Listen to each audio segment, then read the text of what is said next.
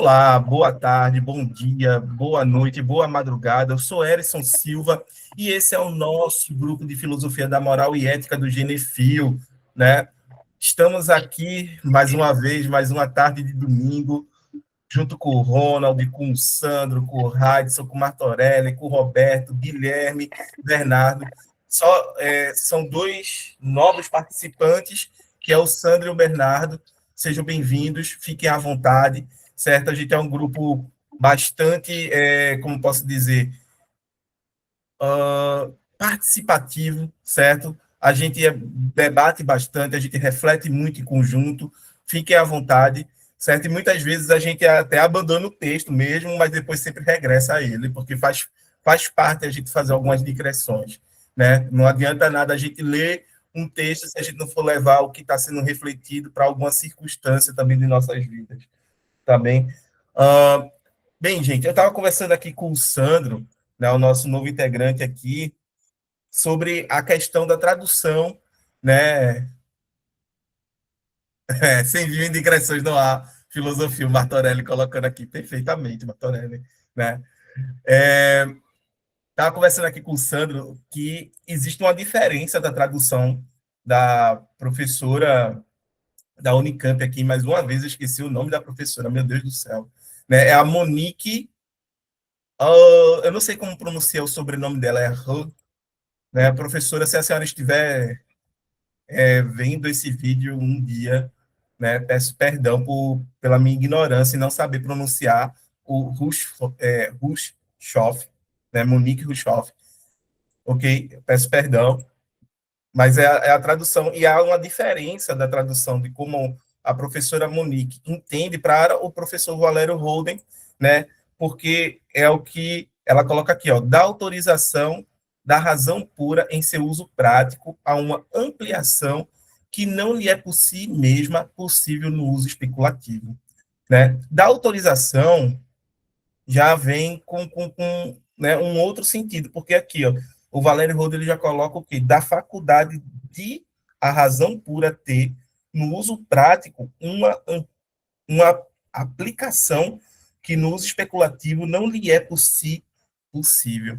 Então, o que é que a gente tem aqui? A gente tem a ideia de que a razão ela é uma faculdade, e por ser uma faculdade que constitui o entendimento, como tantas outras, a imaginação, a memória, né?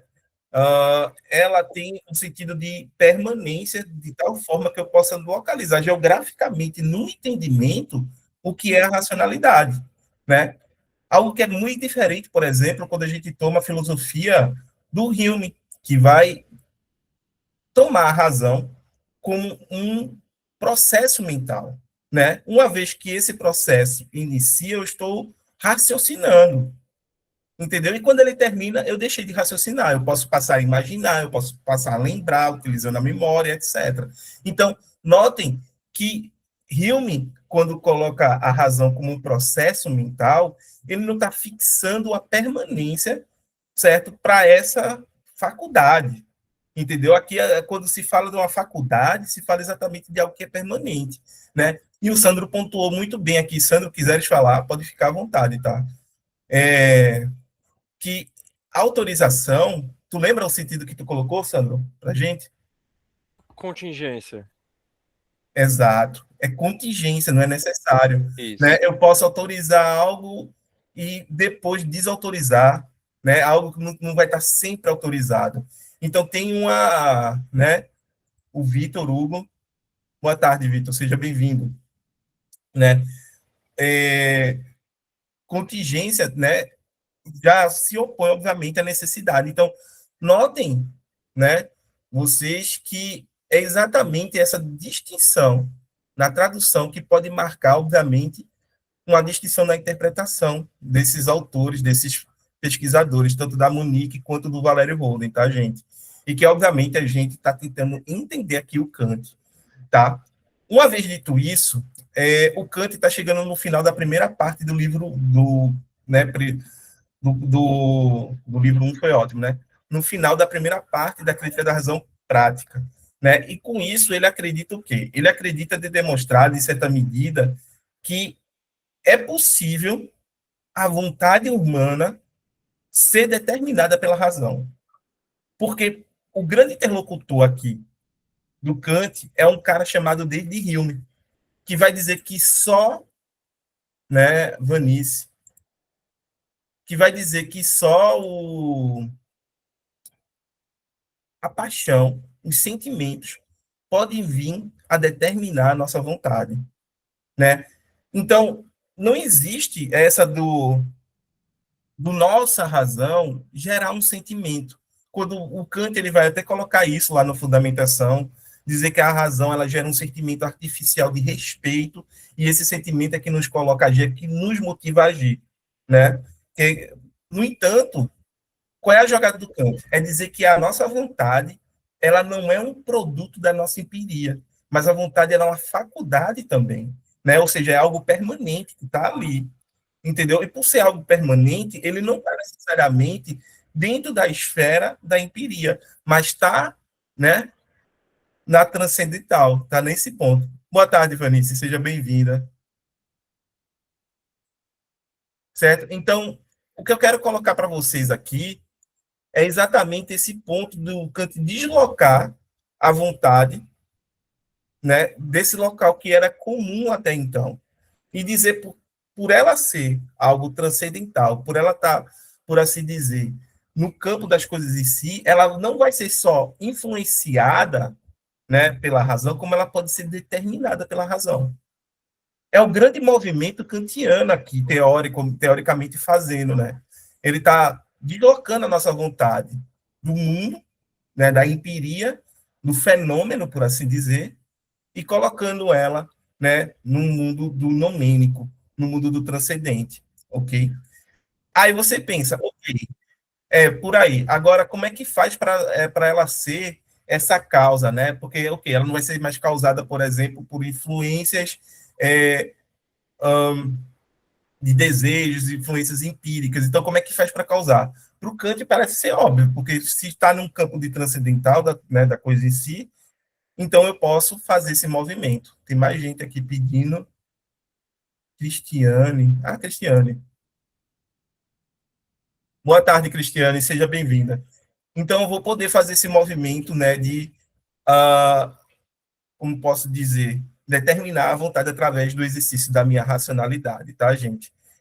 Com isso, ele acredita ter respondido o Hume, né? O Hume ele vai dizer que não tem como, né, em nenhuma instância, a gente fazer, né, que a razão se oponha, por exemplo, a um desejo, a uma emoção. Né? Quem acha que existe conflito entre razão e desejo está muito errado para o Hume, porque só um outro desejo pode se contrapor a outro desejo.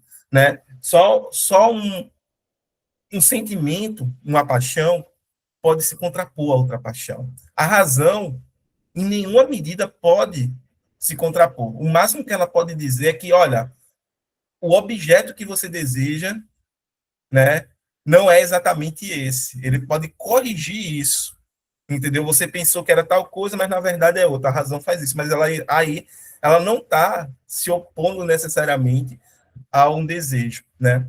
E o Kant ele aqui ele vai dizer que em certa medida pode, por quê? Porque na direção da vontade, né? A gente é afetado pelo mundo. A gente sente as nossas afecções, a gente sente raiva, né? Quantas vezes a gente não já sentiu vontade de, sei lá, dar uma porrada em alguém que foi estúpido com a gente, né? Ou que fez alguma, né, alguma sacanagem, e a gente não deu, a gente não fez isso porque a gente, né, tinha um pouco do imperativo categórico em nós e não podia universalizar tal ação, né? A gente muitas vezes foi, sim, influenciado por essa parte nossa empírica, né, pelos nossos instintos, pelos nossos desejos, né, pela nossa raiva, e, obviamente, muitas vezes a gente agiu contrário a tudo isso. Kant diria, olha aí, isso daí é o fato de que a gente é racional, olha, tá vendo que você é um sujeito racional? Tá vendo que você pode agir contra isso? Certo? Então, esse é o ponto também que o Kant acredita estar respondendo ao Hume, ok? É dizer, olha aqui, Hume, olha aqui quantas vezes em direção da vontade a gente não é, né, atingido, entendeu? Por raiva, por instinto, por medo, etc. Ele não se deixa dominar por esses instintos. Eu me diria que só é uma paixão, né, se contrapondo a outra paixão, que eu diria não. É a razão na direção da vontade, né, fazendo que a gente haja contrário mesmo a essas paixões, ok? Roberto? Edson, e a indiferença? A indiferença, ela seria ela ficaria no meio disso aí, né? Ela não vai criar raiva, o ódio, nem a passividade. Ela seria alguma coisa a ver com esse pensamento kantiano também? Né? Porque a indiferença é quando você, por assim dizer, né, é como se fosse aquilo que está para além da esfera da moralidade, né? Porque talvez até o próprio Kant admita isso. Nem todas as nossas ações elas são passíveis de juízos morais, de serem julgadas do ponto de vista moral, né? Existem ações nossas que vão estar para além desse limite, entendeu? Ah, Oi? beleza, E aí a indiferença eu acho que seria mais e mais em relação a isso mesmo, certo? bacana. Ronald? Só tentando responder o Roberto, eu acho que é porque eu acabei de. Para você ver como coincide as coisas, não sei como é que acontece isso aí, a nível dos pensamentos, né? Acabei de ler um texto sobre indiferença, mas não é indiferença no sentido, eu não quero isso. É nesse sentido, Roberto, que você está perguntando, ou é a indiferença da não diferença, que não se Não, diferencia? é nesse sentido mesmo, você não assumir nenhum lado, você não assumir, seria para o ser humano, eu acredito que essa indiferença ela não existe, não exista. Geralmente você tem um lado ou outro, você tem o patos, né, o desejo, o sentimento, aquela coisa toda. Mas, hipoteticamente, eu estava pensando num ser indiferente, sei lá, um autista, alguma pessoa que aquilo ali não afeta ela, ele não é afetado por aquilo ali, ele não tem raiva, ele não tem amor, ele leva a vida. Então, como é que ele abordaria se houvesse essa hipótese, né? Isso é bom, boa colocação. O Roberto, isso daí seria um sujeito que ele não é passivo de ser moral, né? De ser colocado como moral e também não produzir juízos morais, certo? A Laís, ela tem uma pesquisa, né? A Laís, que é uma integrante do nosso grupo, faz tempo que ela não aparece por aqui, que ela trata exatamente disso, mas em respeito a, por exemplo, o meio ambiente e aos animais, né? Animais não humanos. E aí ela fala que, ainda assim que eles não sejam sujeitos racionais, né, por assim dizer, a gente tem responsabilidade moral, a gente tem dever moral com eles. A gente tem dever moral com o meio ambiente, a gente tem dever moral com os animais que não são humanos, né? E aí, disso daí, ela tenta defender, né, uma ética ambiental a partir dos princípios kantianos e uma ética para os animais não humanos, né, os animais sencientes, a partir também dos princípios kantianos, né? É algo, assim, é algo que é interessante de se ver na filosofia, mas existe uma corrente chamada corrente utilitarista que vai já como posso dizer, já de ponto de partida defender esse posicionamento em relação ao direito dos animais e tudo mais, certo? A gente tem o Ronald e o Vitor querendo falar. Então, só para destacar que essa questão da indiferença seria um sinônimo de igualdade, né? Algo indiferente é que é não diferente. O que não é diferente é igual, ou idêntico, ou talvez idêntico. Então, a diferença no meio, que foi isso que ele perguntou, né? O meio representa a passagem. Os extremos também são passagens, mas o meio é onde tem mais galera, vamos dizer assim, né?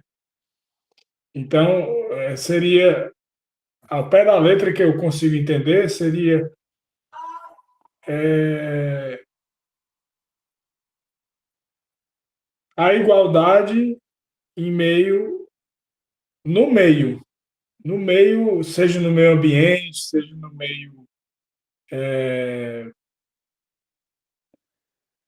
Porque estava faltando a palavra correta para uma sinonímia para meio. Meio, para Na, mim, ve- na verdade, eu acho que seria meio utópico a indiferença, né? É, o ser humano ele sempre toma partido de alguma coisa. É muito difícil, eu não consigo visualizar agora uma diferença plena, absoluta, mas seria no meu entendimento, seria algo utópico. Eu não estou aqui nem lá. O meio, não sei se seria o lugar que caberia ao humano. Ele sempre é como se fosse um instinto, ele toma partido de um ou do outro, né? Não sei se foi claro. sim, sim. Pode seguir aí em diante. Ok, tem o Vitor agora. Então, e aí, pessoal, boa tarde. Tipo, eu estava falando sobre essa questão da indiferença essa semana, e eu estava debatendo sobre religião, e eu fiz a seguinte, tipo assim, o seguinte questionamento, né? E eu me perguntei assim, será que existiria alguma filosofia ou algum método que é capaz de eximir o indivíduo assim, do meio aonde ele está inserido e das influências que ele sofre, para que seja possível, através desse meio, julgar e distinguir eticamente o que é uma religião boa e uma religião ruim. Ou seja, né, de que modo que será que existe esse ponto da indiferença que eu consigo julgar através de algum método filosófico as religiões? E aí um amigo meu, assim, ele nem pensou e falou, não, isso é impossível. É por causa que o indivíduo ele sofre a influência do meio. Só que aí eu perguntei, né? Então, como que os gregos, né, eles formularam a ética, sendo que eles estavam sendo afetados? Então, a ética grega ou a ética de Kant, ela tem uma influência do contexto. Só que a gente não vê isso na prática, porque o que se vê é que essas filosofias, elas são capazes, sim, de, de demonstrar juízos, né, não de valor, né, mas juízos éticos que, assim, que são dignos de serem aceitos como uma análise, né, certa. Perfeito. Vê só, Vitor. O ponto todo aqui é que talvez vocês estejam confundindo ser indiferente com ser imparcial, né? Para o Kant, você tem que ter um certo grau de imparcialidade ao ponto de você até ser impessoal, entendeu? Porque quando você age segundo a primeira formulação do imperativo categórico e a segunda formulação, você está agindo de tal forma que qualquer sujeito racional, certo, agiria. Então, tipo, se Deus e os anjos vierem a existir, se vier a existir um ET racional, ele olharia para a tua ação, olharia para o contexto e diria, eu faria exatamente igual Vitor fez naquele contexto, naquela situação. Porque ele agiu de forma racional, né? Então, entenda que o ponto aqui é que não é só ser indiferente, não é só ser imparcial, é você ser até impessoal. Porque se você chega a um ponto de abstração para a tua ação, certo? Que qualquer sujeito racional faria igual. Essa é a grande sacada do Kant. E aí ele abre mais para quê? Para dizer que eu não preciso ser religioso para ser moral. Eu não preciso, eu posso simplesmente ser um ateu e ainda assim continuar sendo um sujeito moral. Certo? Isso também não quer dizer que eu não preciso, eu tenha que abrir mão da religião, etc. Entendeu? Mas o Kant está dizendo que a religião não é a condição necessária para ser moral. Certo? E aí ele meio que remove, né, do centro da moralidade, do fundamento da moralidade, toda essa questão de religiosidade. Agora, quem vai ficar ali no centro, quem vai ser o fundamento, né, é a razão. Esse é a grande sacada, né?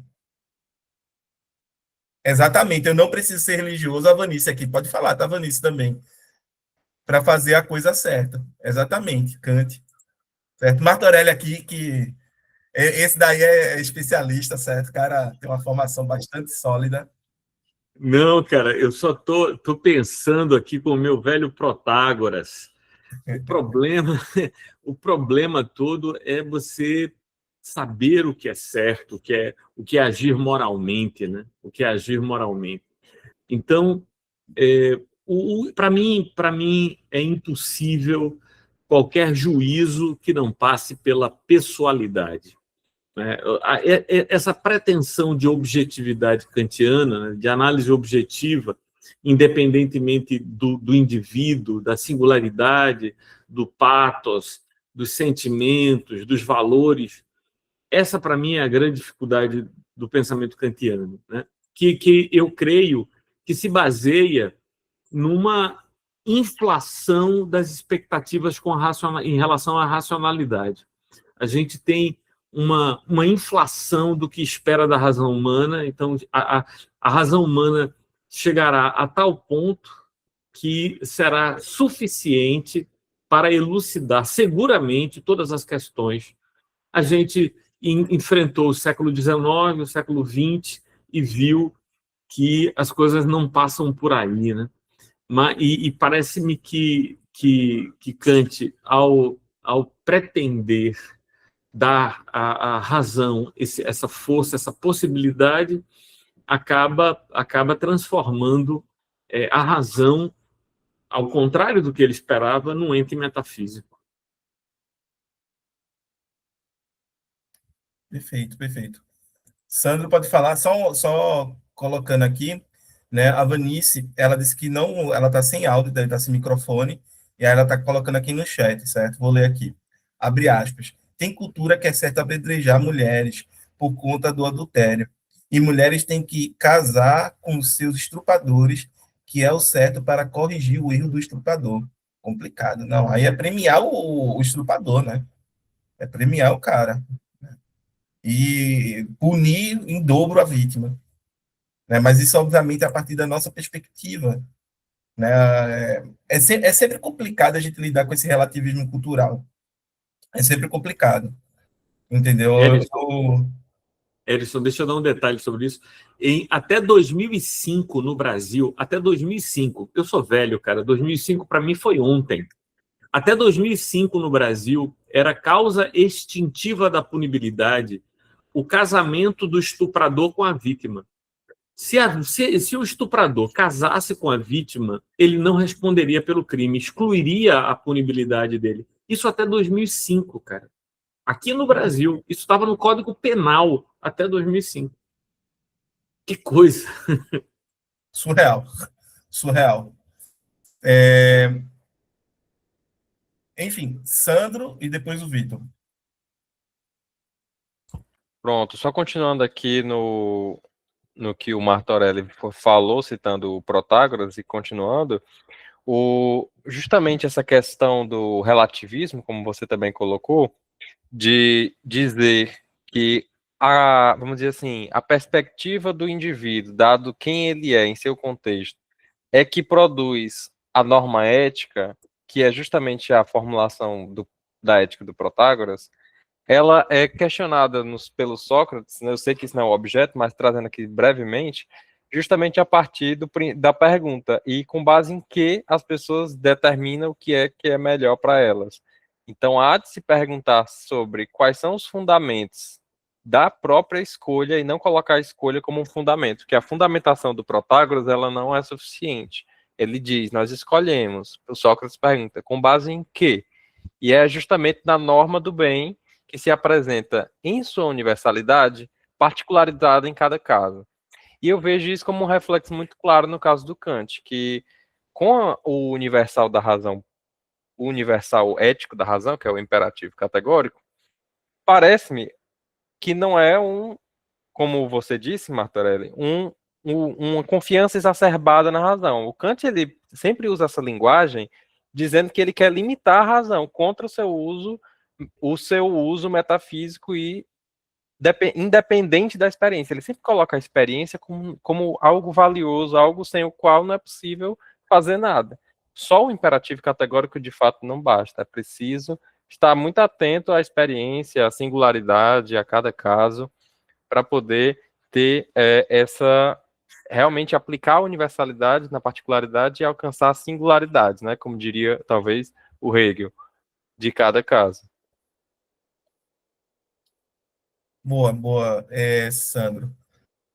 Só colocando, certo, que isso é um alvo de crítica da ética kantiana, tá? Essa questão de ser impessoal, de colocar, né, um grau de imparcialidade que faz com que você tenha que extrapolar até a si mesmo, entendeu? Para poder ser um sujeito moral. É algo que, assim, diversos autores vão criticar no pensamento de Kant, exatamente por conta de pensar ou idealizar um sujeito que parece um sujeito, sei lá, né, como se diz, um sujeito esquizofrênico, né? Porque ele está entre dois mundos. Ele está entre o mundo empírico, né, o mundo dos fenômenos, certo? De como as coisas se reapresentam a ele através das categorias do seu próprio entendimento, e ele está entre o mundo da coisa em si, o mundo das essências, se a gente for olhar, né, no sentido da filosofia antiga, né, que é onde estão os objetos em si mesmo, né, onde está lá a essência das coisas, e que seria um mundo nomênico.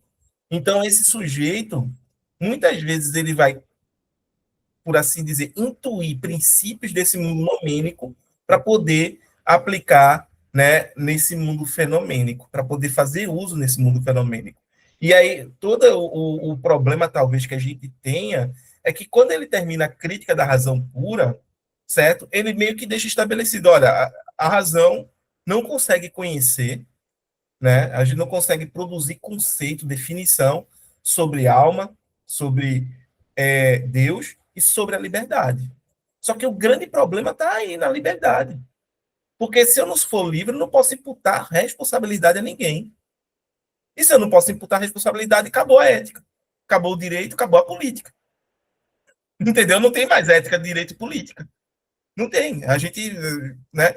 E aí, como é que faz agora? Né? O cara que matou o outro, um que cometeu um crime contra o outro, não posso responsabilizar ele pelo aquilo. Porque ele não é livre. Né? Ninguém pega o leão e coloca o leão na cadeia porque ele foi lá e comeu, né? Matou um outro animal para sobreviver, para comer. Ninguém faz isso. Por quê? Porque é da natureza do próprio leão. É como se ele não tivesse escolha de agir de uma forma diferente. Né? Ninguém faz isso. E quem o fizer pode dizer que o estado que fizer, a galera vai chamar de doido. Né? Não, isso é insanidade. O que você está fazendo é insanidade. Né? Então, o que é que acontece? O Kant ele tem que postular. Eu não consigo demonstrar racionalmente que eu sou livre. Né? Então, eu vou postular que a gente é livre para poder falar, para poder fazer teoria moral, teoria política e teoria do direito.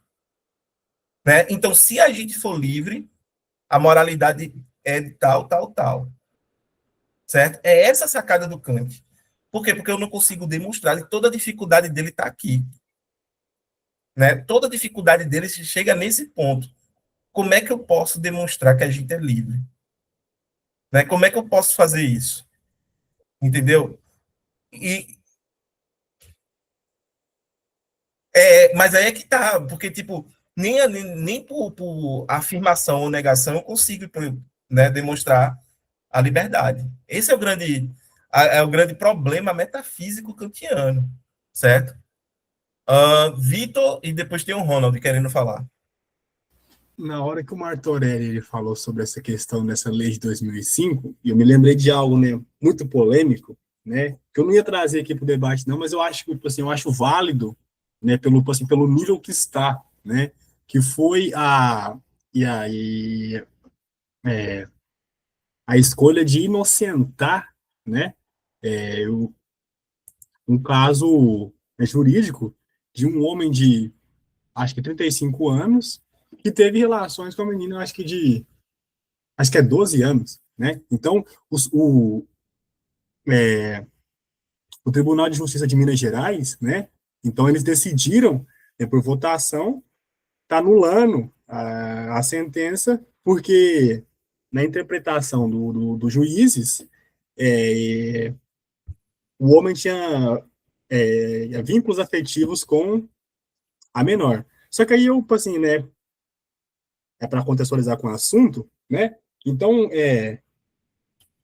a lei brasileira fala, né, que é crime, né, relações com menores, né, de 14 anos. Então, a interpretação racional seria optar pela condenação do indivíduo, né? Só que pela interpretação do magistrado, ele se utilizou de vínculos afetivos, ou seja, da emoção, para justificar e sobressair, né, os princípios da razão que estava na lei. Então, assim, eu me pergunto, né, é nesse ponto que você vê que haverá momentos que o juízo não é imparcial e ele vai para um outro lado que não é o da razão, né? Então, isso é algo válido de se pensar que eu acho que eu acho que é pertinente a esse assunto da filosofia aqui que a gente está falando. Sim, sim. Só uma coisa, o Sandro está colocando aqui algumas coisas que são bem interessantes. Sandro, se quiseres falar também, pode ficar à vontade, tá? Tá no chat aqui, né? Que é exatamente o que eu estava falando ali da questão do Kant, né? Sobre a demonstração de que a gente é livre, né? Da liberdade, que a gente está falando de liberdade ontológica individual, ou seja, a liberdade do ser aqui, né? Ele está dizendo aqui, mas ele, no caso Kant, né, resolve ao tratar essa questão não como algo a ser conhecido, provado que não pode ser conhecido, né? Logo podem o valor de verdade não, logo perdem o valor de verdade ambos os partidos dogmáticos da necessidade Spinoza, né, e da liberdade Descartes.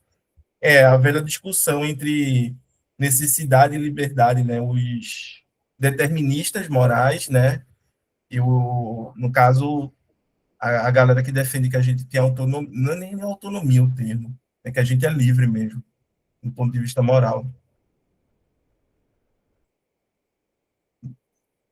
Ronald, pode falar. Destacando a questão dos juízos, como é que eu posso dizer, morais, vamos dizer assim, e dos juízos numéricos das leis, por exemplo, da terceira lei de Newton e de uma lei moral, ou de uma lei do direito, né? Eu confesso que já escutei até algumas pessoas eu tenho um primo que é promotor de justiça, de vez em quando a gente conversa, e não entende isso. Como é que uma lei numérica pode ser equivalente a uma lei moral? Se assim, por acaso você pensa num mundo ordenado ou desordenado, mesmo que exista o caos, mas qual é o primeiro mundo que você pensa? É um mundo ordenado ou desordenado? Não, é um mundo ordenado. Então, essas leis jurídicas, essas leis fora também do âmbito jurídico, elas estão equivalentes às leis da matemática, da física, da química, da biologia, porque não tem como você descolar, entendeu? As ciências. Eu acho que o Kant faz uma tremenda de uma teoria do conhecimento, de forma que você não consegue separar, descolar essas coisas. Eu acho que, infelizmente, as pessoas que defendem que só existe um direito, só existe leis no aspecto jurídico, é porque elas não conhecem matemática. Elas nunca resolveram um problema de matemática na vida.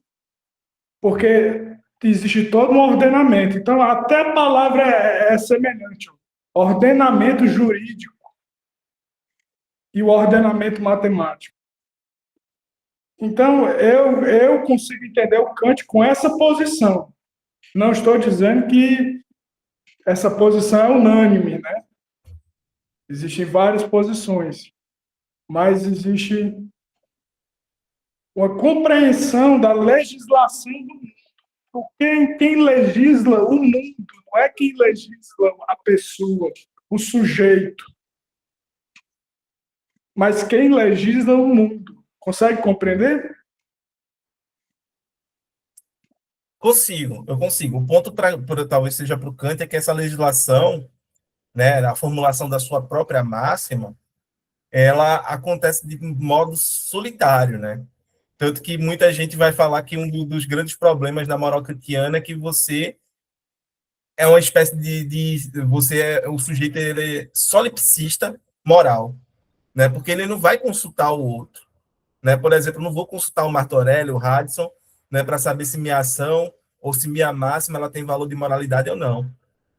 Entendeu? Sou eu, solitariamente, né, que vou ali refletindo acerca da minha máxima e dos princípios, né, do imperativo categórico. É exatamente a crítica do desenvolvimento habermasiano, né? É isso mesmo, do que é do Habermas, né, do Jorge Habermas. Entendeu? Foi o Sandro que escreveu mais uma vez aqui no chat. Então, isso daqui é o grande problema, talvez, da ética kantiana, né? Que esse sujeito, muitas vezes, ele é sozinho mesmo, né? Tanto que se fala que é o seguinte, se esse sujeito, por acaso, numa situação, ele se encontrasse num mundo onde apenas ele existisse, ainda assim existiria moralidade e deveres para consigo mesmo. Imagina que ele foi, sei lá, transportado para uma ilha deserta. Não tem ninguém lá, então não existe mais moralidade, acabou, né? Não. Para Kant, esse sujeito ainda tem deveres para consigo, deveres morais, tá? Então a moralidade ela não se perde. Diga-se passagem, para o Kant, se não existisse nenhum ser humano, ainda assim existiria a moralidade, porque elas são tais quais como as leis da matemática e da física. Entendeu? É esse o ponto do Kant. Ele coloca a moralidade, as leis da moral, em um patamar ontológico, né? Que a gente, a pergunta agora para a gente é o quê? Qual é o status ontológico, né? Quais são os status ontológicos das leis morais? Kant responderia: é o mesmo status ontológico das leis da matemática e da física e da lógica. É o mesmo status ontológico, tá lá. Se não existir nenhum ser humano, continuaria sendo a mesma coisa. Esse é o ponto do Kant, entendeu? E é por isso que talvez provoque tanta polêmica, né? Por isso que é tão polêmico ele pensar as coisas dessa forma, entendeu? Ronald, tu não abaixou a mão? Tu queres continuar falando? Não, eu já falei, já. Tá, Martorelli. Meus amigos, duas observações que suponho serem pertinentes. Em primeiro lugar, reagindo aos comentários de Vitor, é interessante lembrar o texto do artigo 217-A do Código Penal, que define o que é estupro de vulnerável. Estupro de vulnerável é ter conjunção carnal ou praticar outro ato libidinoso com menor de 14 anos. O tipo penal é praticar qualquer ato libidinoso com menor de 14 anos, isso caracteriza estupro de vulnerável. A gente, ao ler a lei, a gente pode imaginar, não há dúvida. Por qual legislador que teria dúvida? A menina tem 12, logo o elemento do tipo ser menor de 14 anos está resolvido. Ela teve conjunção carnal, manteve relações sexuais com um cara de 35 anos. Logo está resolvido. Os dois elementos do tipo penal estão resolvidos. Só que a coisa é um pouco mais complicada no direito. Além de ser fato típico, é preciso que ele seja um fato ilícito praticado por um agente culpável. O conceito de crime é muito mais amplo do que o conceito de fato típico. Então, quando o Tribunal de Justiça se debruça sobre o fato, ele não pergunta apenas era maior de idade, o indivíduo, o agente ativo, o sujeito passivo era menor de 14 anos, sim, então crime. Se fosse assim, seria fácil judicar, e não é. Eu vou dar só um exemplo a vocês, que para ampliar essa perspectiva. Imagine esta situação em que o indivíduo entra em um prostíbulo e encontra uma mulher no prostíbulo de 1,70 m de altura, exuberante, bela e tal, e ele acerta com essa mulher o valor da relação com ela, e então ele mantém relação sexual com essa mulher. Depois de mantida a relação sexual, ele vem a saber que esta mulher ela tinha apenas 13 anos e ela começa a extorquir esse indivíduo ao lado do seu cafetão por ter mantido e a acusar o indivíduo de praticar estupro de vulnerável. A pergunta que o direito fará é a seguinte: era razoável exigir do agente que, olhando para aquela mulher, compreendesse que ela era menor de 14 anos ou não, para que se caracterizasse o estupro de vulnerável, ainda que se caracterizasse um outro ilícito, porque a prostituição praticada por menores também é ilícito, mas não seria estupro de vulnerável. Por quê? Aqui a gente tem um conceito, Edson, chamado erro de tipo. Erro de tipo. O que é o erro de tipo? Erro de tipo é quando o agente pratica um ato, supondo ser lícito o que ele está fazendo, porque, dada a realidade, ele não teria como discernir, olhando para a realidade, que é outra a situação que não aquela que ele imagina.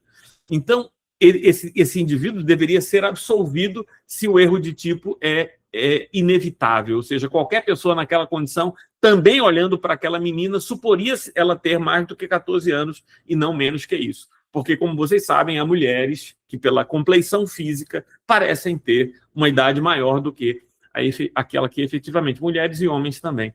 Então, para dizer que a situação do direito é um pouco mais complicada do que uma lei matemática que a gente seja capaz de olhar para a norma e dizer menos de 14 anos, mais de 18 anos, crime, estupro de vulnerável, vamos para frente.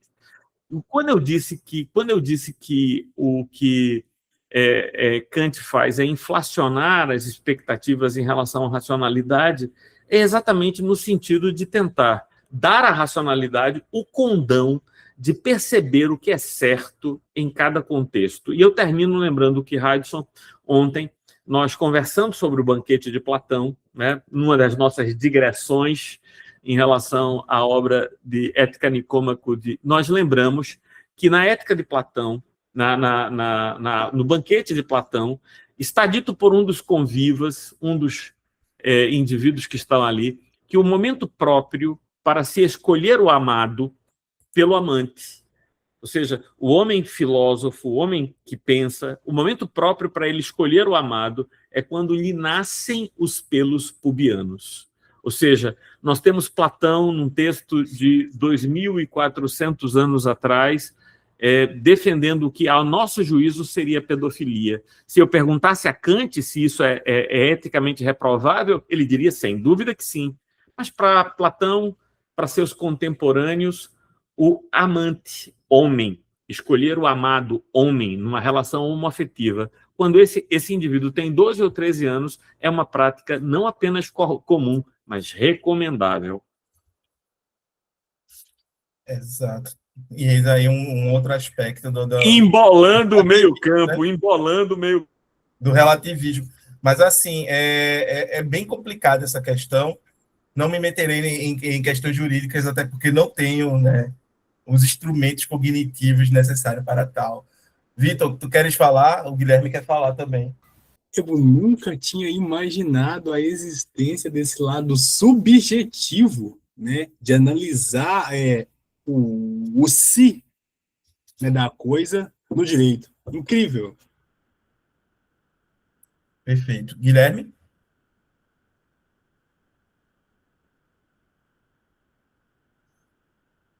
Guilherme levantou a mão. Só tá dando para me ouvir bem? Tá. É só uma questão, né, a se levantar, né, a fala do nosso amigo, em relação a não conseguir identificar, né, se um menor é de fato menor por causa dos aspectos físicos, né? Tem um fato bastante curioso, né, é que o desenvolvimento, né, principalmente das meninas, ultimamente, é que elas não aparentam ter a idade que elas têm, né? Inclusive, eu tenho alunas de 13, 12 anos que elas parecem ter 17, 18 anos. Mas se a gente for levar a partir desse discurso, eu acho muito perigoso, né? Porque, na verdade, tem aspectos psicológicos, né, que uma menina ou um menino em ter relações sexuais de forma prematura e ainda convivendo com uma pessoa muito mais velha, né, os danos que isso traz, né? Então não dá para falar assim, não tem como responsabilizar alguém. Tem sim, né? Todos eles são maiores, todos eles têm mais capacidade intelectual para perceber as situações de riscos, e o fato de falar que tinha uma relação ali, né, amorosa, consentida, isso não significa que havia que aquela pessoa não tenha danos psíquicos ali naquela relação. Então, assim, eu acho que dentro do direito pode ter esse certo relativismo, mas em questões psicológicas eu acho que não, né? Eu acho que todas as crianças, eu particularmente já acolhi um caso, né, de uma situação muito parecida, né, onde que os pais permitiram, né, a criança morar com uma pessoa mais velha, e os danos psicológicos que traz para a pessoa, né, depressão, ansiedade, querer se suicidar é enorme, né? Então, eu acho que tem coisa que vai muito para além do direito, né? Só de identificar o culpado, mas e aquela situação de vulnerabilidade daquela criança? Como que fica o psicológico? Daqui 10 anos, como que ela vai ficar? Né? Então, assim, mas ela já... Né? Porque em algumas culturas, a partir do momento que tem um período de menstruação, né, já pode, né, realizar o ato, né? Tá, mas será que psicologicamente, fisiologicamente, o corpo pode estar preparado, mas psicologicamente está preparado? Então, acho que é uma questão mais complexa do que a permissão ou não permissão do direito. Eu acho que é uma coisa mais interna de reflexão, né, nossa, como sociedade, como indivíduos, e como agente de proteção dessas pessoas, né, desses menores. Eu queria só fazer uma observação antes de Cristiane. Eu dizer que o Guilherme tem toda a razão, inclusive o consentimento de uma pessoa menor de 14 anos é juridicamente irrelevante. Se ela consentiu ou não consentiu, é juridicamente irrelevante. O estupro se caracteriza. Tanto que, veja que interessante, Erison, se uma pessoa induz outra pessoa a pular de uma janela, o crime cometido é indução ao suicídio. Mas se essa pessoa que foi induzida a pular da janela é menor de 14 anos, o crime é de homicídio, porque a pessoa menor de 14 anos não tem condições cognitivas de discernir se aquilo se aquela sugestão ela deve ser admitida ou não. Então, se eu chegar para o Raidson e disser, Raidson, pula da janela, eu estou induzindo o Raidson ao suicídio. Mas se uma pessoa é menor de 14 anos, eu digo, pula da janela, o crime é de homicídio, não é de induzimento. Ainda que eu não a toque, ela pula sozinha, mas o crime é de homicídio. Perfeito. Tem que ser bem mais rigoroso. Cristiano?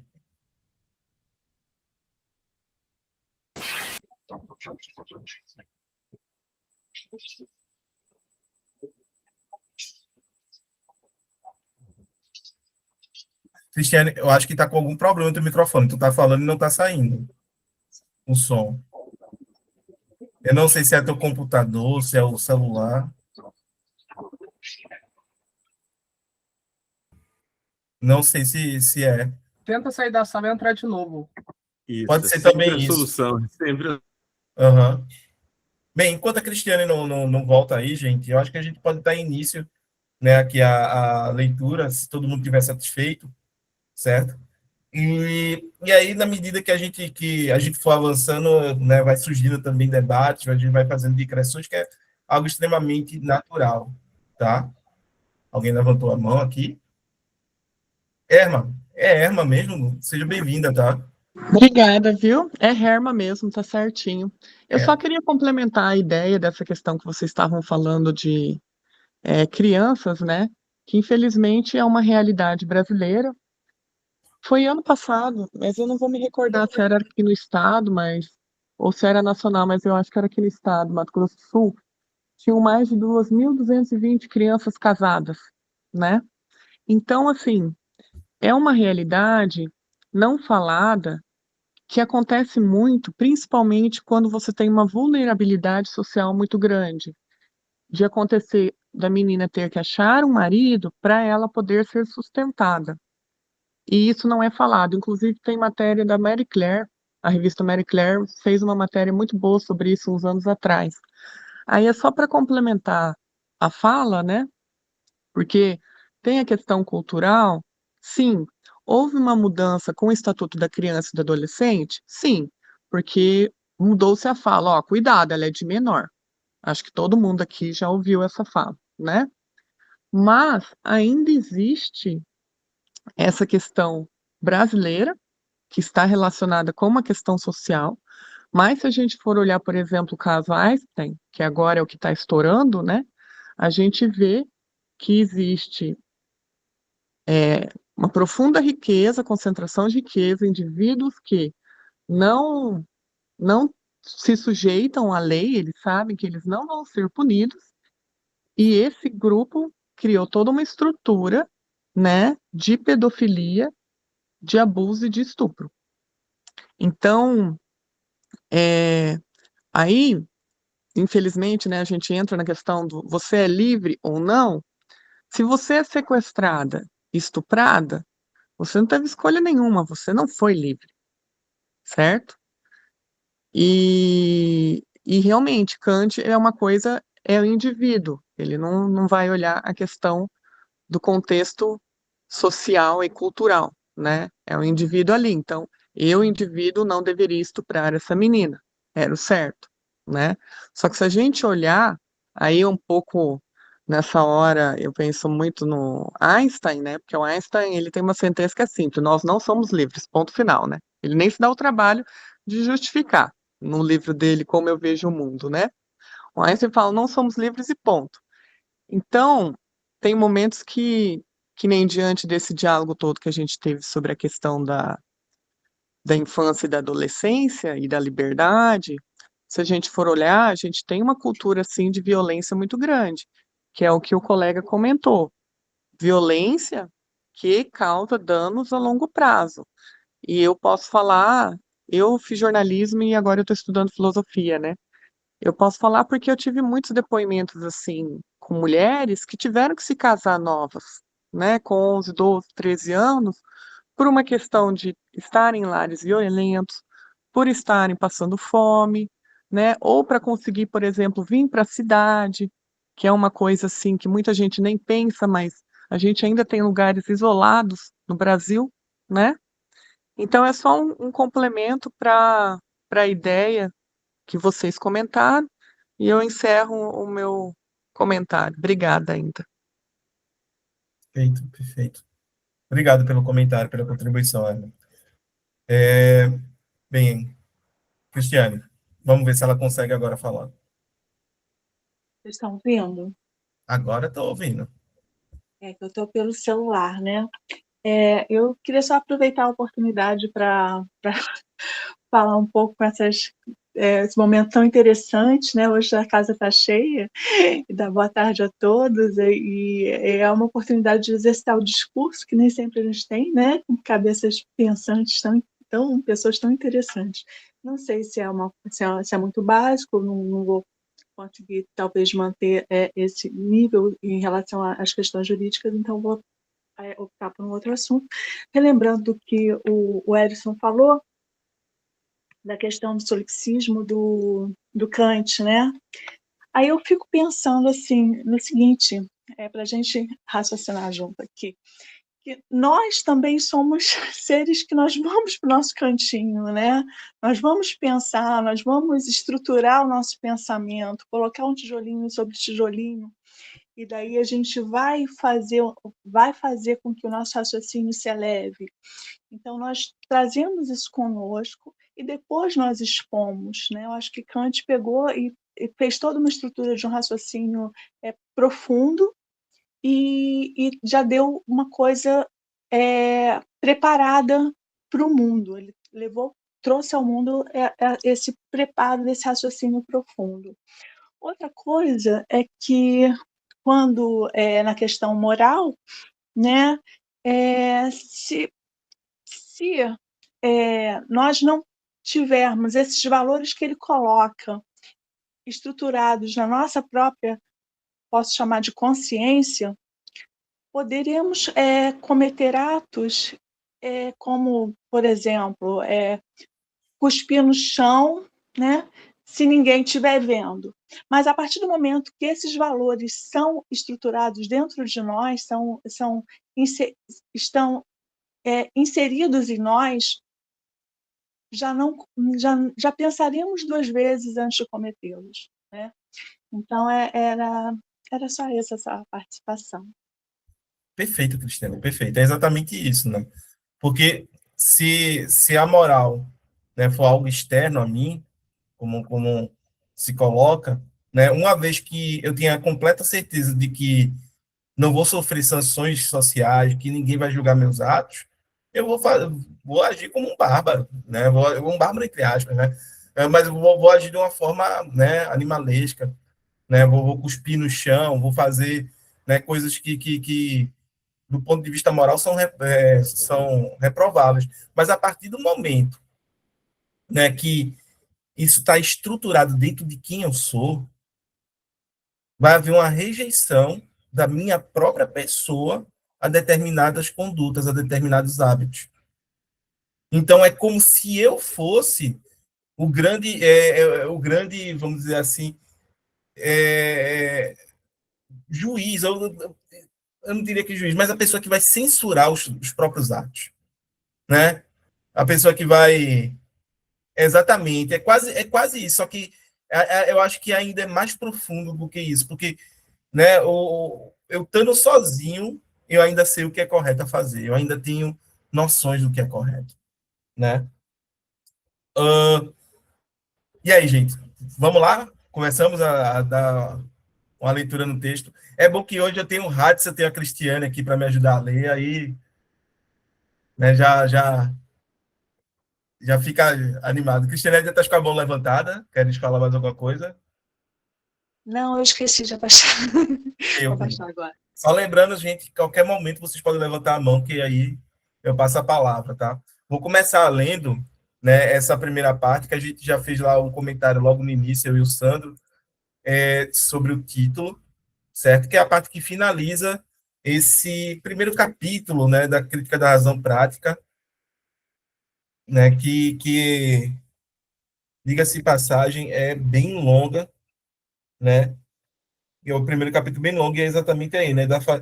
Aqui da faculdade de a razão pura ter no uso prático uma ampliação que no uso especulativo não lhe é possível, né? Aqui está da autorização da razão pura em seu uso prático a uma ampliação que não lhe é por si mesma possível no uso especulativo. Com o princípio moral, estabelecemos uma lei da casualidade que coloca o fundamento de determinação dessa casualidade para além de todas as condições do mundo sensível. E nós não apenas pensamos a vontade como sendo determinável enquanto pertencente ao mundo inteligível, e, por conseguinte, o sujeito dessa vontade, o homem, meramente enquanto pertencente ao mundo do entendimento puro, embora para nós desconhecido nessa relação, o que, segundo a crítica da razão especulativa pura, podia acontecer, mas nós também determinamos a vontade em vista da sua casualidade, mediante uma lei que não pode ser, de modo algum, contada como uma lei da natureza do mundo sensível.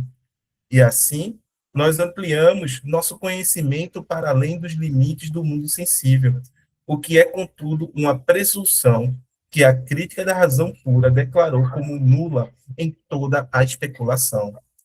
Agora, como é possível unir aqui o uso prático da razão com o uso teórico dessa mesma razão, em vista da determinação dos limites de sua faculdade?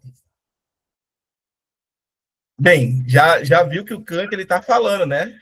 Que ele puxou aqui, né, a nossa vontade, determinar a vontade em vista da casualidade, mediante a lei que não pode ser, de modo algum, contada como lei da natureza do mundo sensível. Ou seja, as leis morais não estão na sensibilidade, né? Mas estão aonde, então, né? Teria no mundo inteligível, por assim dizer, ou, né, no mundo nomênico, tá? E aí a gente entende, né, que ó, o fundamento dessa determinação, dessa casualidade, ou seja, o que é que causa? É exatamente o próprio, né, o próprio sujeito que vai ser a causa de si mesmo, ou seja, a razão que vai determinar a vontade. Sandro, Perdão, como é teu nome mesmo? Tá lendo aí? não entendi. Teu nome, como é? Erison, Erison. Eu não entendi quando tu utilizou como se significasse a mesma coisa, mundo inteligível e mundo noumênico, porque o noumênico é o não inteligível, que está para além da intelecção, certo? certo. Deixa eu colocar aqui no texto, certo? Aqui, ó. Sendo determinável enquanto pertencente ao mundo inteligível aqui, ó. E nós não apenas pensamos a vontade como sendo determinável enquanto pertencente ao mundo inteligível, e, por conseguinte, o sujeito dessa vontade do homem meramente enquanto pertencente ao mundo do entendimento puro. Ou seja, né, esse mundo aqui, ó, que é onde pertence a vontade, ela é pertencente desse mundo inteligível, né? Só que esse sujeito, que é o homem aqui, ele é o cara que está entre esse mundo inteligível e esse mundo sensível aqui, né? Ou seja, ele está no limite, é por isso que eu digo que ele é um sujeito esquizofrênico. Por que ele é esquizofrênico? Porque ele está no limite entre dois mundos. Né? Ele está entre o mundo inteligível e o mundo sensível. Né? Eu falo isso direto aqui. Ele tá ali, ó. Mas quando ele diz mundo inteligível, ele está se referindo ao. Porque parece, pelo que eu estou entendendo, que da sua leitura, que ele está se referindo ao mundo noumênico, que, portanto, que não é fenômeno, mas isso não é inteligível, porque se fosse, não estaria para além da razão, do conhecimento. Perfeito. Por isso que eu não estou entendendo essa dicotomia que realmente eu não estou conseguindo compreender. Perfeito, porque o mundo inteligível eu consigo acessar pelo exercício da minha inteligência, né, do meu intelecto. Não é isso? Pois é. Isso que eu não estou Perfeito, entendendo muito perfeito. bem. Que é como se fosse aquela questão de haver uma terceira instância, né? Aos objetos empíricos, né, que é o que eu acesso através da minha sensibilidade, que para o Kant seria o fenômeno, porque é fenômeno. Porque esses objetos eles não apresentam como eles são em si, mas eles apresentam, né, são reapresentados através do meu entendimento e das categorias que eu tenho. Do mesmo modo, acontece a respeito da vontade e dos objetos que são, por assim dizer, da moralidade. Né? Eu acabo reapresentando eles.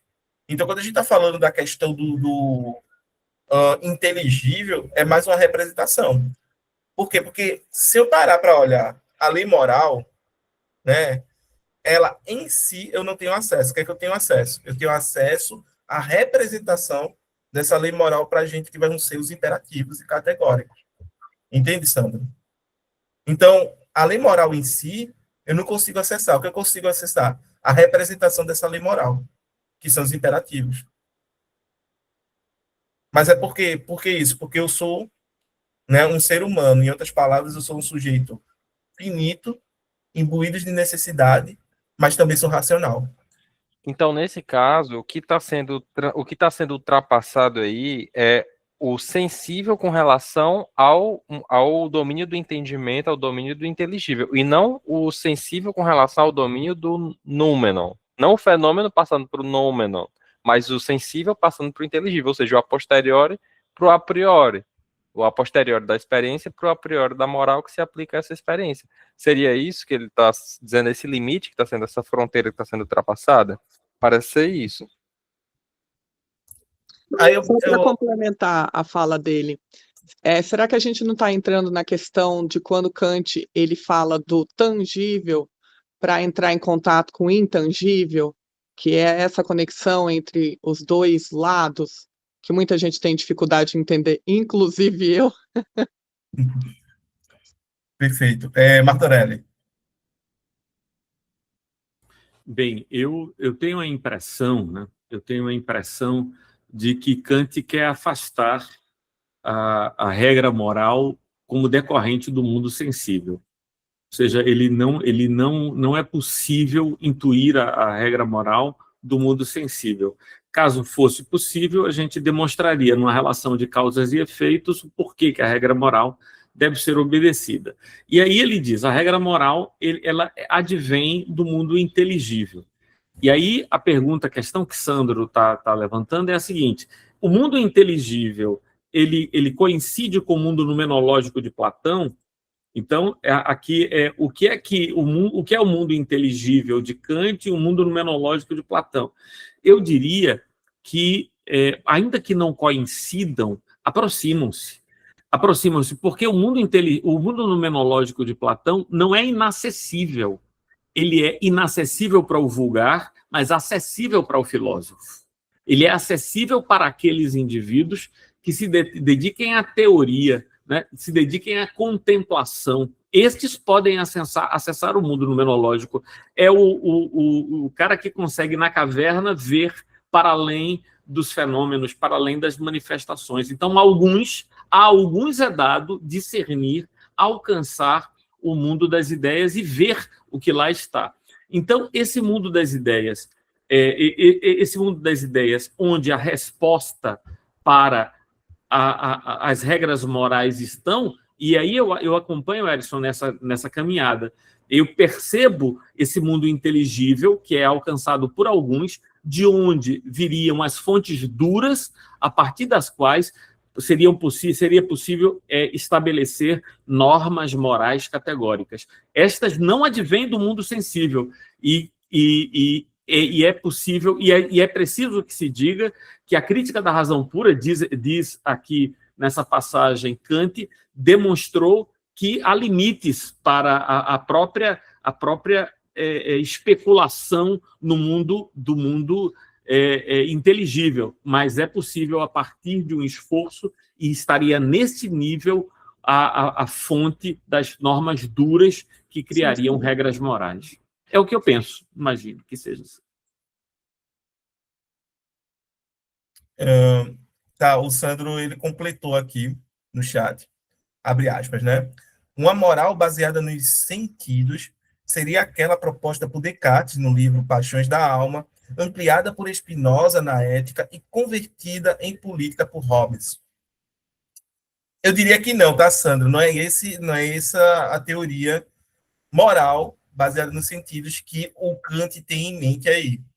Tá? Como eu disse, o interlocutor dele é o Hume. Isso já está aqui, ó, logo no parágrafo a seguir, que é David Hume, do qual se vai ser muito elucidativo, né? Esse parágrafo. Vamos para ele, que eu acho que vai ser muito elucidativo.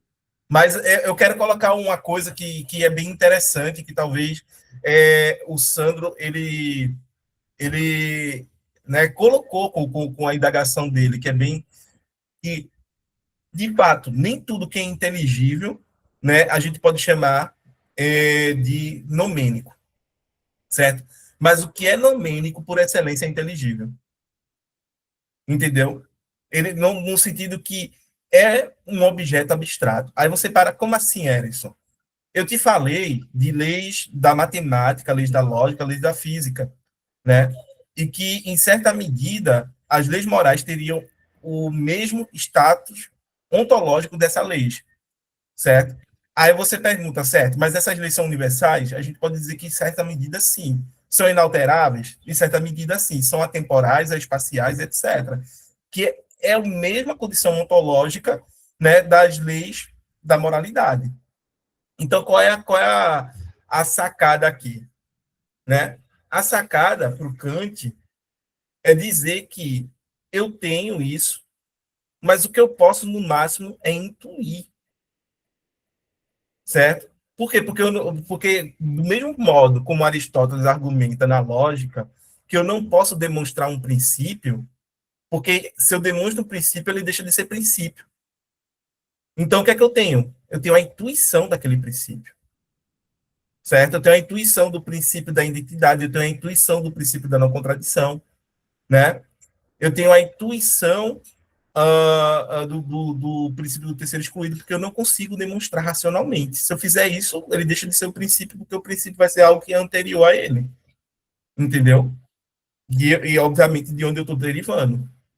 Então, é isso que o Kant está colocando, né? É que existe essa instância, certo? Que ela é nomênica. E é nessa instância que reside também as leis morais. Entendeu? Eu me fiz entender, Sandro? Vamos seguindo que vai sendo esclarecido, eu acredito. Uhum. Vamos lá.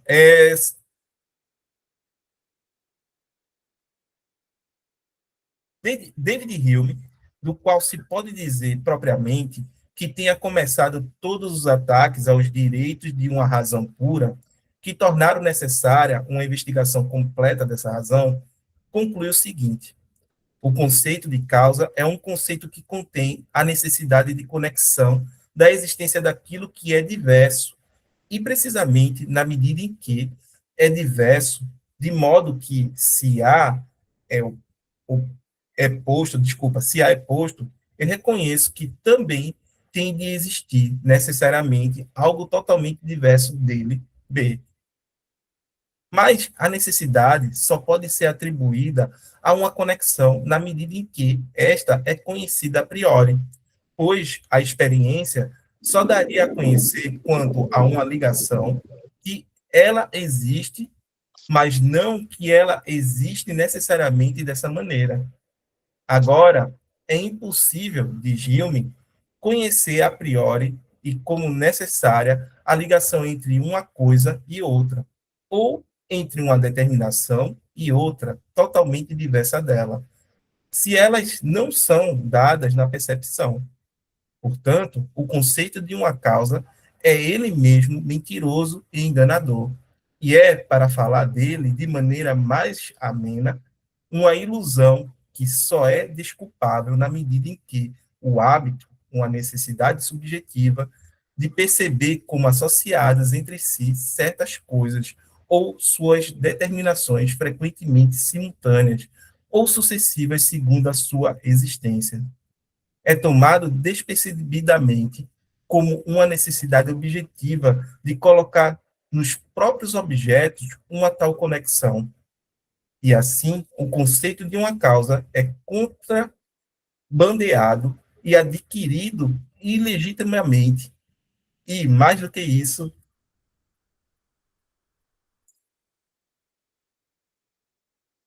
não pode nunca ser adquirido ou certificado, porque ele exige uma conexão em si nula, quimérica e sustentável perante qualquer razão, aí a qual nenhum objeto pode jamais corresponder. Assim, em vista de todo conhecimento concernente à existência das coisas, permanecendo a matemática, portanto, excetuada, o empirismo foi primeiramente introduzido como a única fonte dos princípios, mas junto com ele também o mais rigoroso ceticismo, mesmo em vista de toda a ciência da natureza, enquanto filosofia. Pois, segundo tais princípios, nós nunca podemos inferir uma consequência a partir de determinações dadas das coisas, segundo sua existência, pois para isso seria exigido o conceito de uma causa, conceito que contém a necessidade de uma tal conexão. Mas apenas esperar, como de costume, e segundo a regra da imaginação, casos semelhantes, não sendo essa expectativa, porém, jamais segura, mesmo que sejam encontrados com a maior frequência. Com efeito, sobre nenhum acontecimento poderíamos dizer algo tem de precedê-lo, do qual ele necessariamente se seguiu, isto é, ele tem de possuir uma causa, e por conseguinte, mesmo se conhecêssemos casos em que esse algo o precedeu com uma frequência tão elevada que uma regra pôde ser deles derivada, nem assim se poderia admitir isso como ocorrendo sempre e necessariamente dessa maneira, e, portanto, teríamos de conceder ao cego ao cego acaso, no qual cessa todo o uso da razão, é o direito, o que fundamenta solidamente e torna incontestável o ceticismo em vista das inferências que remontam dos efeitos às causas. Bem, aqui, nesse parágrafo gigante, como Kant ama escrever parágrafos gigantes, ele está reconstruindo... Que cara difícil, que cara difícil. Ele ama, mas assim, eu até já falei isso, é do estilo da época dele, tá? Ele está escrevendo em barroco rococó, né? O estilo literário da época dele. E para o estilo literário é belo isso daqui. Isso daqui ele está, né, sendo brilhante e tudo mais. Né? Mas o que ele está fazendo aqui? Ele está pegando a teoria, a crítica que o Hume fez à teoria da casualidade. Porque o Hume ele vai dizer que a gente não tem, né, nenhuma razão, nenhum motivo do ponto de vista racional para ligar causa e efeito. Mas a gente faz inferências o tempo todo a partir dessa relação de causa e efeito. Né? Em outras palavras, não existe nenhuma conexão necessária no mundo que me diga que de um, né, acontecimento se sucederá necessariamente outro. Né? Ora, toda vez quando eu vejo fumaça, o que é que eu acabo inferindo? Fogo. Não é isso? Vi fumaça, há fogo. Né? Eu acabo dizendo que, então, se A, então B. Exatamente. Né? Eu acabo dizendo, por exemplo, que, ora, se eu colocar uma chaleira, né, com água no fogo, qual é o resultado que eu espero, necessariamente? Né? Que a água dentro da chaleira, e a chaleira, consequentemente, irá aquecer. Existe uma relação causal aí. O que é que o Hume está dizendo? O Hume está dizendo que, do ponto de vista racional, a gente só está esperando que os acontecimentos do passado se repitam no futuro, sem que haja nenhuma necessidade, certo? Nenhum fundamento necessário entre essa conexão do que aconteceu no passado para o futuro. Em outras palavras, eu não tenho uma crença racional. Essa crença ela é gerada através da imaginação, através de um sentimento de hábito. Em outras palavras, eu acredito nisso, não é porque a razão me diz, mas é porque eu estou habituado a ver acontecendo. E eu acabo fazendo essa inferência para o futuro. Né? Eu estou habituado a, toda vez que eu vejo fumaça, encontrar um foco de fogo. Eu estou habituado, todas as vezes que eu coloco a chaleira com água no fogo, que a chaleira e a água aqueça. Né?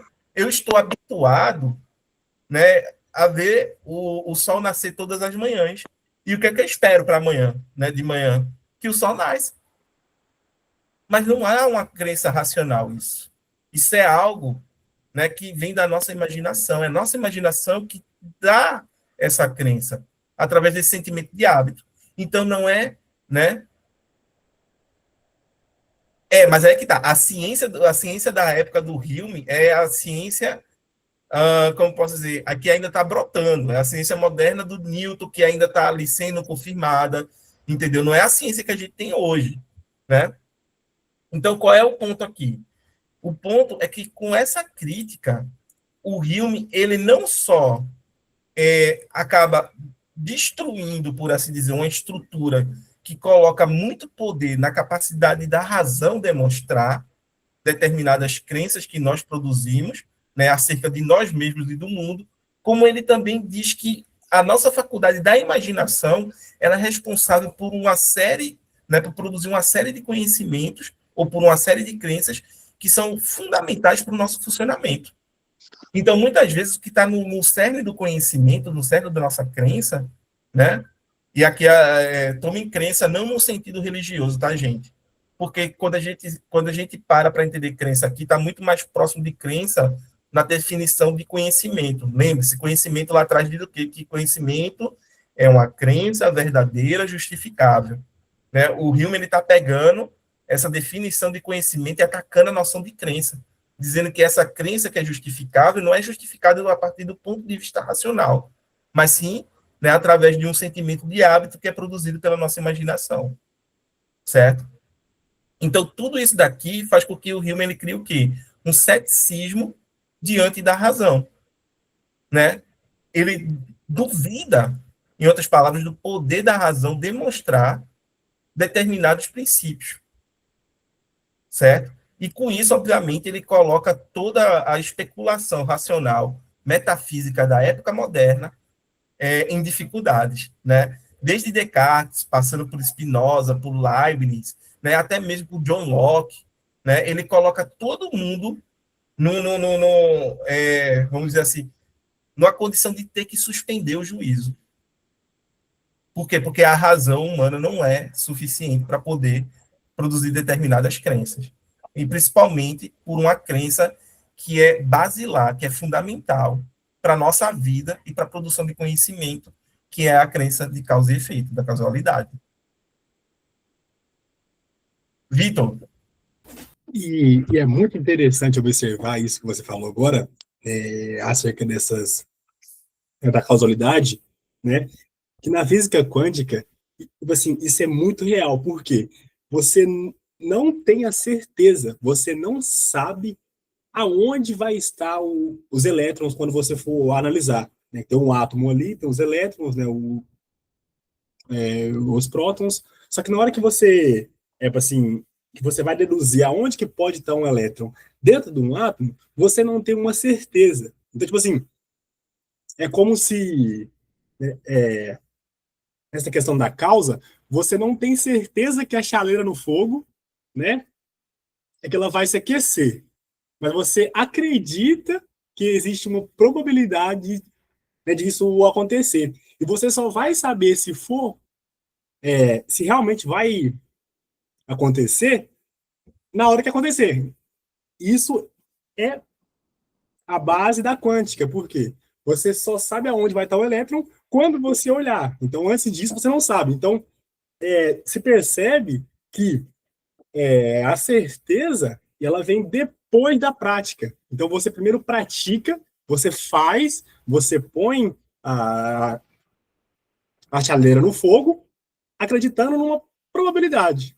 E aquilo só vai acontecer se acontecer, né? É meio estranho falar assim, né? Mas assim, aí se percebe como que as leis da natureza e elas se coincidem com as leis morais, né? Inteligíveis. É muito interessante isso. Perfeito. O que eu ia falar? Você falou sobre conhecimento probabilístico. Para o Hume, muitas vezes o conhecimento que a razão, né, pode ter esse. Só que aí é que está. Tem uma parte que o Kant está descrevendo com perfeição que eu esqueci de comentar. A matemática. A matemática não entra nisso aí. Esse é o ponto, porque empiricamente eu não consigo encontrar os princípios da matemática. Né? Martorelli, tinha levantado a mão. Eu tiraria a matemática e a lógica formal também, porque eu acho que a lógica formal é uma maneira, né, um modo de pensar matematicamente.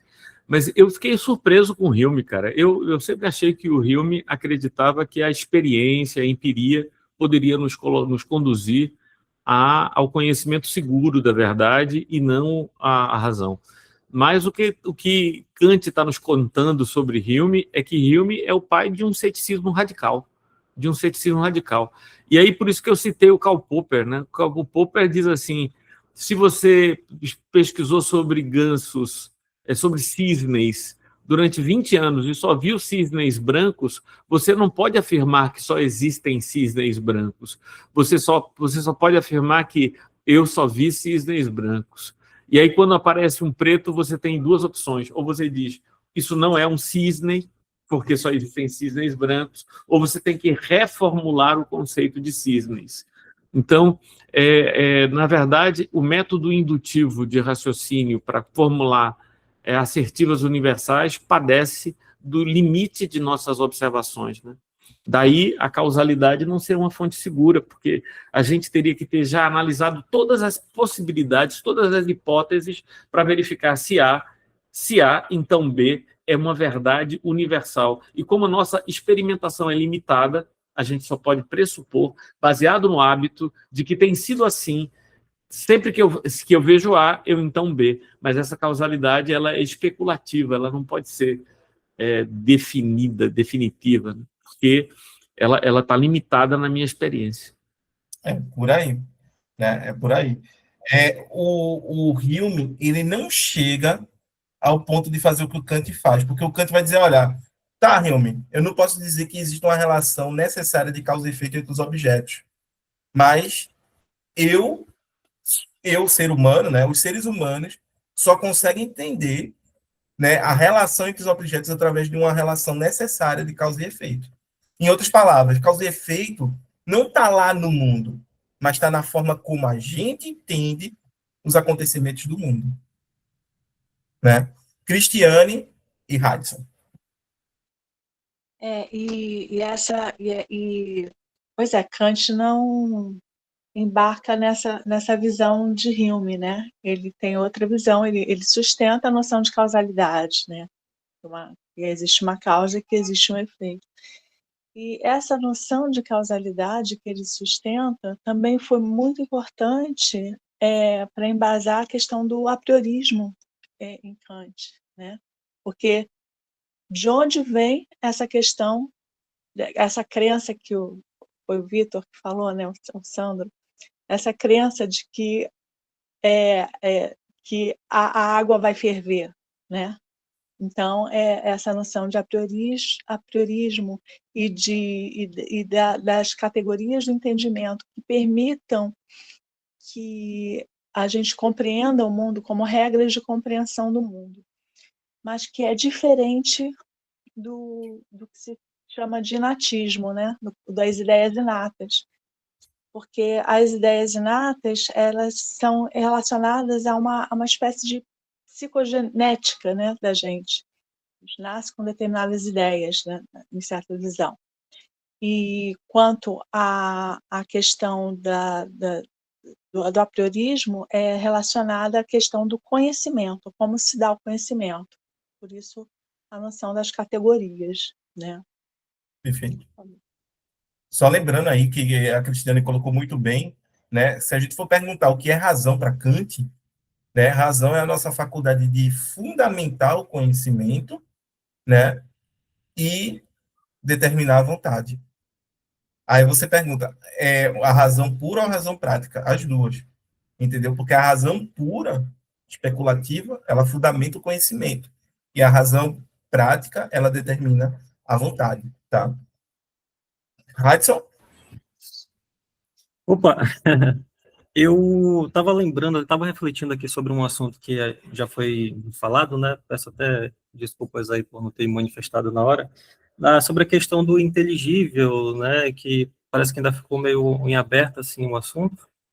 Sim. E eu lembro que umas 3 semanas atrás a gente se deparou com um parágrafo em que o Kant, lá na página 59 desse mesmo PDF aqui, da Crítica da Razão Prática, a gente se deparou naquele instante com um parágrafo que falava sobre a diferença entre as leis de uma natureza a qual a vontade está submetida, né, e as leis de uma natureza que está submetida a uma vontade, embora pareça ser a mesma coisa, mas tem uma grande diferença aí, né, que o Kant ele vai fazer uma distinção entre a causalidade física, que é justamente falando sobre a natureza sensível, e a causalidade da liberdade, né, da razão prática ali, que é justamente essa causalidade da liberdade, é justamente a questão do numeno, né, que a gente estava falando aqui, que ele se refere ao mundo, ao inteligível, não aquele inteligível no sentido platônico, né, porque aí é justamente a crítica em que o Kant faz a metafísica tradicional, né, por isso ele faz a diferença entre transcendente e transcendental. Transcendente,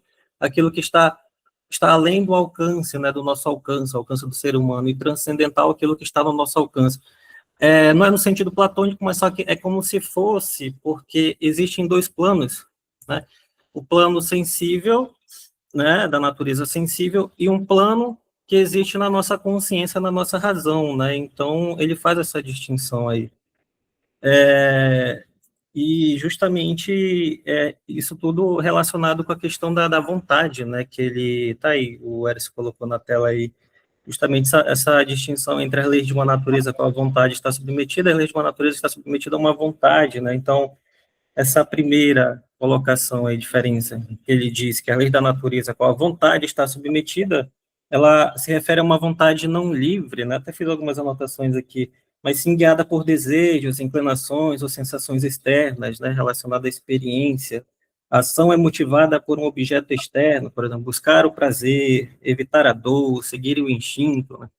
Aí a vontade da natureza que está submetida a uma vontade, aí já é diferente, aí já tem autonomia, ao contrário da primeira lá, que era uma natureza heteronomia, né, empirismo, agora a outra já tem autonomia, né, que a vontade já é livre, então, por aí vai, né, então eu percebi que ele sempre, ele fala falou desse parágrafo aqui, mas só que parece que o resto é mais ele está mais se aprofundando mesmo, mas está sempre voltando aqui no assunto da vontade, né, É como se fosse espiral, né? Ele vai. Ele gira um pouquinho, aí aprofunda mais, gira um pouquinho, aprofunda mais.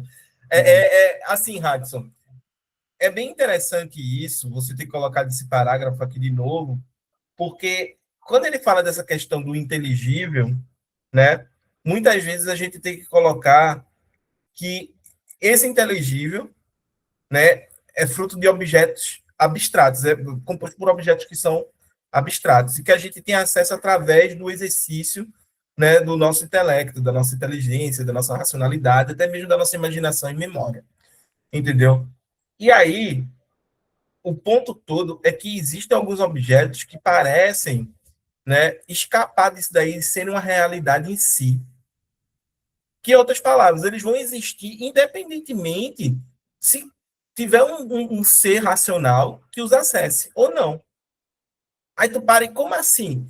É o que o Kant colocou lá naquele parágrafo, né? Que é no mesmo patamar de abstração, de inteligibilidade, por assim dizer, que é a questão da matemática, certo?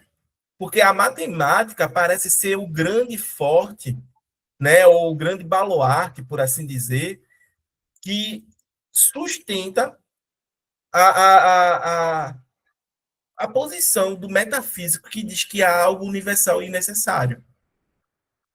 Porque eu não consigo encontrar ou derivar da empiria os objetos da matemática.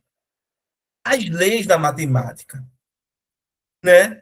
Como é que eu vou, por exemplo, derivar da empiria, né, os princípios lá da geometria, os princípios da álgebra, da aritmética? Eu não tenho como derivar da empiria. Eu posso experimentar tudo no mundo e não vou encontrar nada disso. Mas a partir do momento que eu começo a exercitar meu intelecto, que eu começo a ir para um campo de abstração maior, parece que eu consigo chegar nesse campo matemático, onde tem esses princípios. Note que eu me lembro bem que eu discutia isso na UFPE, assim, a torta direita, um dos caras com quem eu discutia era o Jesus Vasco, na época, né? O Tiago Aquino também, o Sandro Sena, que a gente tem pirâmides no Egito e a gente tem pirâmides aqui nas Américas, né? E ambos os povos, eles construíram utilizando o mesmo cálculo, que é o cálculo de Pi. Só que eles não se comunicaram. Como é que é isso? Como é que pode povos, né, separados geograficamente, separados temporalmente, que não tiveram comunicação entre eles, olhar para um problema e encontrar a mesma solução? Como é que pode? É uma prova empírica para dizer que existe algo que não é empírico. Né? Ou é uma evidência empírica para dizer algo que né, existe algo que não é empírico. Sandro. Perfeito, Erison. Agora que vocês falaram aí dessa questão, eu acabei me lembrando de onde que eu tinha tirado essa pergunta, né? Então, onde é que era a referência aqui no meu subconsciente.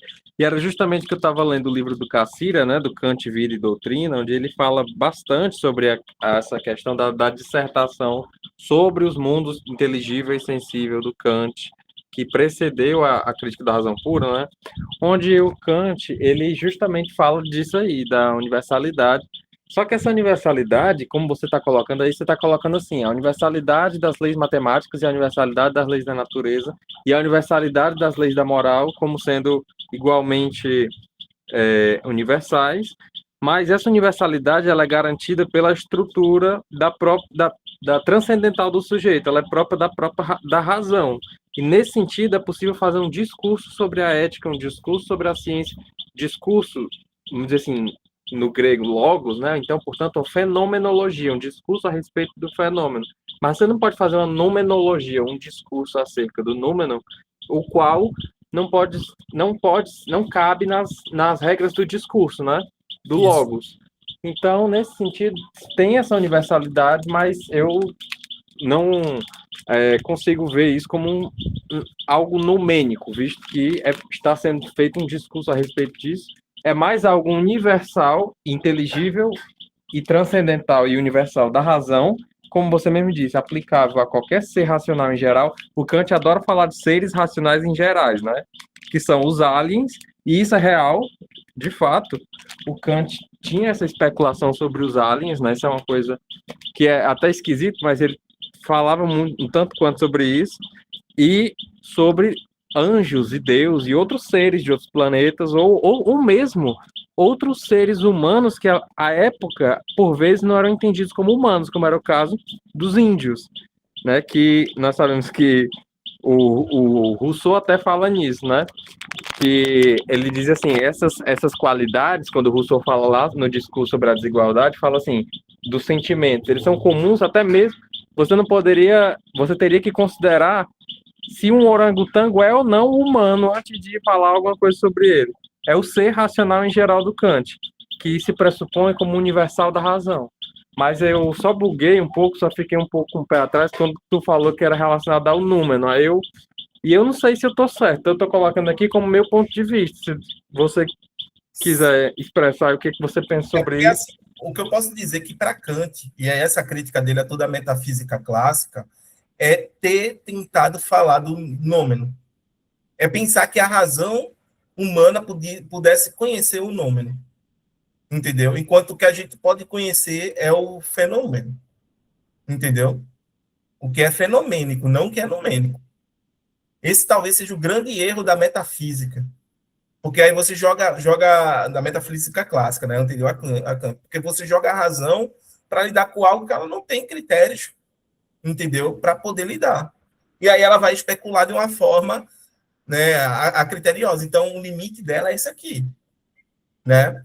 Mas aí é que tá, tem algumas coisas que estão no número que a gente precisa, de alguma forma, se relacionar, porque, né, aquela coisa, eu tenho que falar da liberdade, né? Ok, Marta Arana. Muito obrigado pela sua presença, certo? Que é isso, você acrescentou bastante. Muito obrigado pela sua presença aí, viu, meu amigo? Mas só continuando. Então, é como se tipo, eu preciso limitar a razão. E o limite é exatamente esse.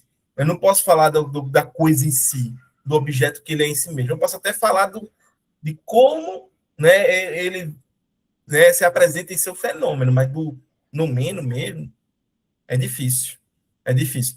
Mas aí é que tá. Eu lembro para ti que, por exemplo, né, Leibniz ele era o tipo de cara que não só, né, explicava a existência de Deus, como explicava o que Deus pensou quando estava criando o mundo. Leibniz era esse tipo de metafísico. Aí é difícil, né, meu amigo? Aí é difícil. Cristiane. Não, eu vou falar assim, rapidamente. Pelo que eu me lembro, parece que o número é a coisa em si que pode ser pensada, a coisa em si é o que não se pode conhecer, e o fenômeno é a relação do sujeito com o objeto, né? Assim, bem resumidamente, o fenômeno é justamente essa relação do sujeito com o objeto, mas era só isso. Ok. Olha, o Kant ele vai dizer que a gente pode sim pensar o nome, a gente pode contemplar ele. O problema todo é quando eu estou tentando definir, dizer o que ele é. Entendeu? O problema todo tá aí. Contemplar eu posso, sem problema, eu posso contemplar a existência de um Deus, né? Eu posso, ou a ideia da existência de um Deus e tudo mais, né? Mas o problema todo é quando eu penso que eu posso conhecer. Porque conhecer significa demonstrar muitas vezes. Significa definir, conceituar. E aí, como é que eu vou ter fundamento, né, racional para isso daí? Eu não encontro esse fundamento, eu não chego para ele, né? Eu não chego nele. Então, talvez todo o problema do Kant seja exatamente nisso daí, né? Chegar ao ponto de dizer que aí não dá para a razão, né? Em outras palavras, é como se ele tivesse que conceder um pouquinho a Hume e dizer que, sim, a razão tem limite, não dá para conhecer tudo, né? Mas também ele não vai deixar barato para o Hume, não, porque ele vai dizer o quê? Tem alguma coisa aqui que se salva, né? Tem alguma coisa aqui que se sobressai. Deixa eu só ver. Nossa, esse parágrafo é um pouquinho grande. Né, que é quando vai falar exatamente da questão da matemática, que é o grande baluarte aqui da coisa. Né? Alguém quer falar alguma coisa? Erma? No caso, eu queria saber até que parte que a gente vai agora, né? Porque a gente já está com quase 1h30 de reunião, só para ter uma questão mesmo de saber. Porque o pessoal está começando a sair e Porque eu. a gente encerra agora às 19 horas, são 2 horas de reunião. A gente Então começa tá às jóia. 19 e encerra. A gente começa às 17 e encerra às 19. Tá jóia, obrigada. Todo domingo. Aí por isso que eu estou dizendo, eu acho que a gente vai parar por aqui nesse parágrafo, certo? E a gente continua no próximo domingo. Mas assim, foi muito bom a presença e a participação de todos vocês, certo? Não, gastou não. A gente ganhou, eu posso dizer que a gente ganhou 40 minutos, porque quando se vem assim, questionamentos, colocações como essa, eu acho que a gente só enriquece mais, só aprende mais, tá? E isso eu posso falar em relação a todo mundo que né, participou hoje, o Ronald, que já não está mais aqui, o Martorelli, certo? A Vanice, né? A Vanice que participou logo lá no início, o Guilherme também, certo? Vitor, Cristiane, Sandro, Erma, Roberto, Radson, muito obrigado. É isso, quem constrói o grupo é a gente, certo? O prazer foi todo meu, viu, Erma? O prazer foi todo meu. Quem constrói a reunião foi a gente. Eu adorei a reunião. Adorei. Ótimo, Achei ótimo. que ela foi acessível. Tem umas partes que realmente existem dificuldades teóricas que eu achei que foram bem pontuadas também. Mas realmente eu acho que é hora de parar, porque a hora que chegar nesse capítulo, nessa parte enorme aí da matemática, é outra reunião mesmo. Exato. Aí é o ponto de partida para o próximo encontro. Próximo domingo estaremos aqui. Embora eu não esteja mais em Recife, próximo domingo já devo estar em BH, mas me reunirei com vocês. Estarei, né, digitalmente junto, próximo aqui com vocês, tá certo, gente? Muito obrigado a todo mundo aí. Se cuide, uma ótima semana, certo? E a gente se vê. Cheiro no coração, meu povo. Obrigada. Até mais aí. Obrigada, pessoal. Boa viagem. Valeu, Bom abraço a descanso para todos. todo Tchau. mundo, bom restinho de domingo e gratidão. Gratidão. Um abraço.